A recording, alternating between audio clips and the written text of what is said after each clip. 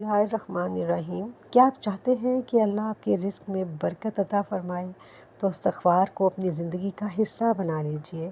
اللہ تعالیٰ سورہ نور میں فرماتے ہیں فَقُلْتُ اسْتَغْفِرُوا رَبَّكُمْ إِنَّهُ كَانَ غَفَّارًا يُرْسِلِ السَّمَاءَ عَلَيْكُمْ مِدْرَارًا وَيُمْدِدْكُمْ بِأَمْوَالٍ وَبَنِينَ۔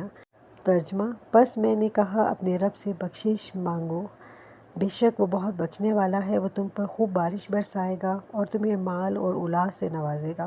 سورہ نور آیت نمبر 10 سے 12۔ اس لیے کثرت سے پڑھیں استغفر اللہ ربی من کل ذنب واتوب الیہ۔ آپ اسے چلتے پھرتے، اٹھتے بیٹھتے، گھر کے کام کرتے ہوئے پڑھ سکتے ہیں، لیکن ایک بات یاد رکھیے، اس خاص جملے کو 1100 مرتبہ پڑھنے کی کوئی صحیح حدیث سے مقرر تعداد ثابت نہیں، اس لیے اسے سنت یا لازمی تعداد نہ سمجھیں۔ اصل چیز تعداد نہیں بلکہ دل کی حاضری، اپنے گناہوں پر ندامت، اللہ سے سچی معافی اور گناہ چھوڑنے کا عزم ہے۔